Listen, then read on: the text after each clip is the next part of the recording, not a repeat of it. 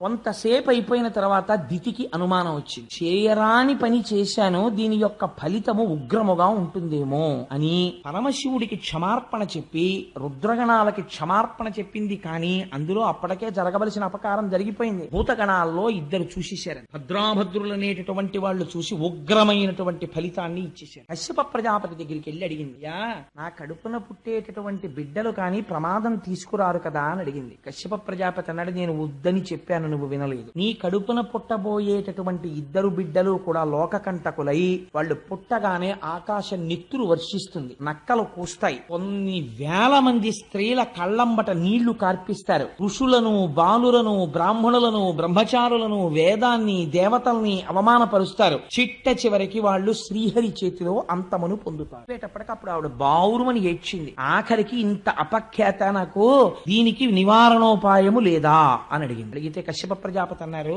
పశ్చాత్తాపమే నివారణోపాయం. నువ్వు ఇంత పశ్చాత్తాపడ్డావు కాబట్టి చేసిన దోషం పోదు, కానీ మనవడు మాత్రం మహాభక్తుడైనటువంటి వాడొకడు ఆ హిరణ్యకశిపుల్లో ఒకడికి కొడుగ్గా పుడతాడు, ప్రహ్లాదుడు పుట్టాడు. నీ పశ్చాత్తాపము వలన ఒక మహాపురుషుడు ఒక మహాభక్తుడు జన్మిస్తాడు. భాగవతం కాలస్వరూపం ఎలా ఉంటుందో, ప్రమాదాలు ఎక్కడి నుంచి వస్తాయో బోధ చేస్తుంది. ఆవిడేం చేసిందో తెలుసా అండి? దితి ఆవిడ మహాపతి వ్రత. అసలు పిల్లల్ని కండం మానేసింది, కడుపులో ఉంచేసింది. వాళ్ళు బయటికి వస్తే చంపేస్తారేమోనని 100 సంవత్సరములు గర్భమునందు ఉంచేస్తే ఆ గర్భము నుంచి తేజస్సు బయలుదేరి అది లోకములను కప్పేస్తుంటే అందరూ వెళ్లి మళ్లీ మొరబెట్టుకున్నారు. దితి గర్భములోంచి వస్తున్నటువంటి తేజస్సు లోకములను ఆక్రమిస్తోంది కాబట్టి ఆవిడ బిడ్డల్ని కనేటట్టు చూడమని. కశ్యప ప్రజాపతి అన్నాడు, అది సృష్టి విరుద్ధం, నీ బిడ్డల్ని నువ్వు కనమన్నాడు. అప్పుడు హిరణ్యకశిపులు జన్మించారు. ఇప్పుడు వీడు పుట్టడంతో దుర్నిమిత్తములన్నీ కనబడ్డాయి. వాడు ఆకాశం అంతెత్తు పెరిగిపోయాడు. ఒక పెద్ద పర్వతం ఎంత ఉంటుందో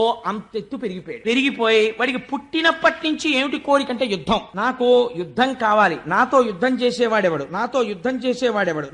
చేసేవాడెవడని వాడు విశేషమైన కోరికని పెంచుకుంటే ఆయన యుద్ధం కోసం అనేక మంది దగ్గరికి వెళ్ళాడు. చిట్ట చివరికి ఎవరి దగ్గరికి వెళ్ళాడంటే సముద్రం లోపల ఉన్నటువంటి వరుణుడి దగ్గరికి వెళ్ళి వరుణుడిని పిలిచాడు. ఏమయ్యా, నువ్వు ఎక్కడో సముద్రంలో ఉంటావు కదా, నా యొక్క భుజముల తీరాలి, అందుకని నువ్వు రా, వచ్చి నాతో యుద్ధం చెయ్యి అన్నాడు. అంటే ఆయన అన్నాడు, నీ కోసం వచ్చేవాడు ఒక ఆయన ఉన్నాడు రా, నాతో యుద్ధం ఎందుకు నీకు, నువ్వు అసలు ఎవరి చేతిలో చావాలని నిర్ణయం అయిపోయిందో వాడు వచ్చేసే సమయం అయిపోయింది, ఒక్కసారి ఆ సముద్రం మీదకెళ్ళి నీకు కనపడతాడు, ఆయనతో యుద్ధం చేయి, చచ్చిపోదు. నిర్ణయం అయిపోయిందన్న మాట వరుణుడు ఎలా చెప్పగలిగాడు అంటే దీని వెనకకి మళ్ళీ ఇంకొక ఆఖ్యానం కలుస్తుంది. ఈ భద్రాభద్రులనేటటువంటి రుద్రగణములు చూసి వీళ్ల యందు ఉగ్రమైనటువంటి బిడ్డలు పుట్టాలని ఎప్పుడైతే నిర్ణయం జరిగిందో